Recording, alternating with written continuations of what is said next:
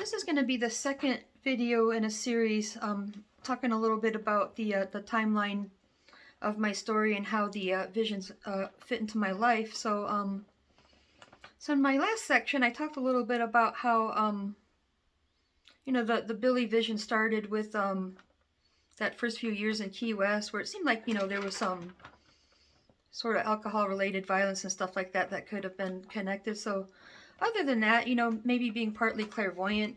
So you take somebody who's partly clairvoyant and put them through stress. Maybe stuff like that happens, because I don't think this happens to everybody.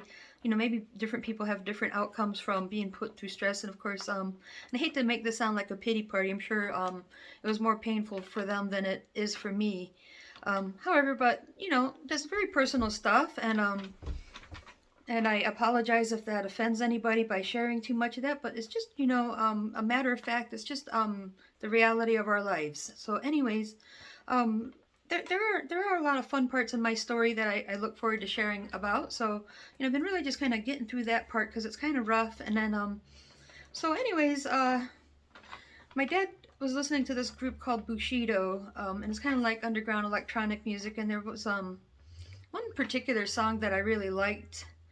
And so every time he asked me, what I'd like to listen to, I usually wanted to hear some electronics, but then at some point I was always asking for Bushido, and at that point I think I was also thinking about getting into martial arts, and he's always known that I've been wanting to be able to make music, so he kind of thought it was a neat coincidence and decided to write to the band, and they were really nice and wrote us back, and they sent us a free record and a picture of the band and everything. So this record company was called Third Mind Records. So it's kind of neat because if you think of the name of the band, Bushido, and then they wrote back. They just signed on a band called Frontline Assembly. So this had to have been like early in '87. So he told us that that's something I might be interested in. Well, boy, did he ever hit the nail on the head.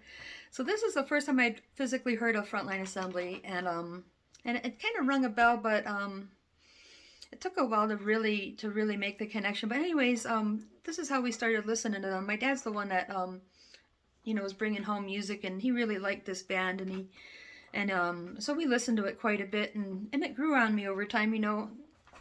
I think at that time my favorite band was New Order. I cared more about stuff like that, and then over time, Frontline Assembly started growing on me.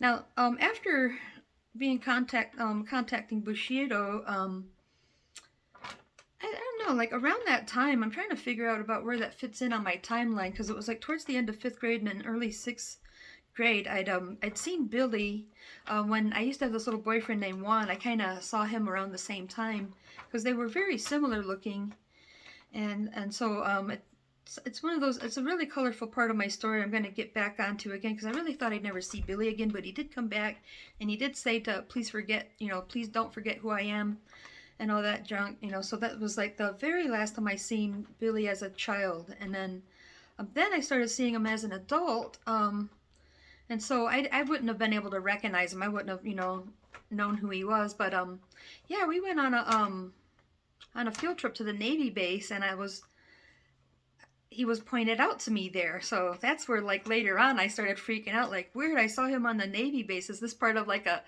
a black ops or a psyops type of thing? What the hell is this? I started thinking maybe Frontline Assembly is a government project. So this is where you start to wonder if this is psychosis or something like that. But that was a pivotal time. That's like right around the time I was getting into martial arts. I had to have eye surgery because I was born cross-eyed, and so when I was, shortly after my birth, I guess they did some surgery. But the problem is my eyes were separating, so that could be another one of those things that made the other children come down on me for being a weird-looking person, or maybe that's what made me look so ugly to them.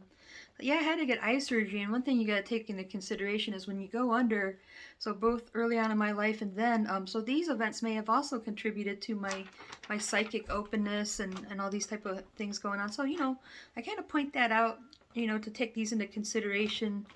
Because when the guy put me under, he told me, let him know if I have any dreams or anything, because they do study that stuff. And it's like, well, I didn't have any dreams, but I'm almost wondering, because I think I saw Billy before and after that summer where I got eye surgery. And I think I also joined Taekwondo that year. And So that was a very big and fun year. I think that Christmas is when my dad bought me that big stack of tapes and the keyboard and everything. And so that was like, that was kind of a heavy year and a nice year all at the same time. And then we ended up moving to a different part of the neighborhood. So we moved over to D Avenue. And so I would have to walk back and forth past that house where I was first introduced to Billy. And so I always remembered that. It's like, it's always been like a part of my life as if it was a real memory. So, if I walked past their house, I would think, that's Billy's house, and I would wonder about him. And I started kind of slowly making that connection. And I'm just thinking, man, that can't be the same guy. So it's like a matter of questioning my memory. So it's funny, I do have incredibly good long-term memory, but my short-term memory is the pits. And sometimes these videos are really hard to make because I'll start into it and then I have to stop it because I can't remember what I just said, right? So this time I made a list so I won't forget anything. In fact, I will even, so this has been very useful doing it this way. So anyways, once we moved to D Avenue, that's when it kind of triggered my memory having to walk past that house all the time. And then 1993, earlier on, I mentioned my dad gave me this magazine. Said, hey, is that your little friend from down the street? And that's where, boom. So this is kind of how I took an interest in Bill Lieb. It's because he's been coming into these visions and saying, hey, please don't forget who I am. And, it seemed like somebody who loved me and all that stuff. And it's like, it'd be nice if it was the same person, because I know one thing. I read that magazine article, and I thought he seemed like an interesting person. But anyways, that's where I started thinking I should connect with this person, and that's when I moved to Denver. 95 is when I moved to Denver. Before I moved to Denver, I went up there and visited our friend. So we had a good friend from Port Huron, Michigan, moved out there. And he was in the music business, and he was friends with Genesis P. He was part of Topi, and I was really looking forward to getting out there and being part of the scene, So I went out there and visited, and Die Krupps was in town. I didn't know how to say the band's name back then. I used to call them Die Krupps, so I thought I was going to see Die Krupps, and then I made friends with somebody there. By making friends with them, I stayed in touch, and that way when I moved back to Colorado,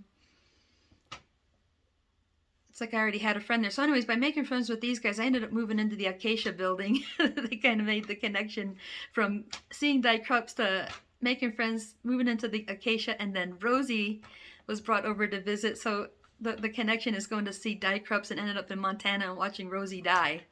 Okay, so that's like the short of it. But I had to add a little humor. I like to, the reason I like to make jokes about industrial music and things like that is I really like to make light of heavy matters. Anyways, so this brings up to the end of a section here where I had just moved to Denver. Actually, before I came to Denver, I saw Die Krupps. Then I came back and moved into the Acacia, and that's when I met Rosey. So, so that was a really exciting part of my time, having just moved to Denver. And so I'm going to end it right here, and I want to come back with another section. So this concludes part 2 of my story. Talk to you soon.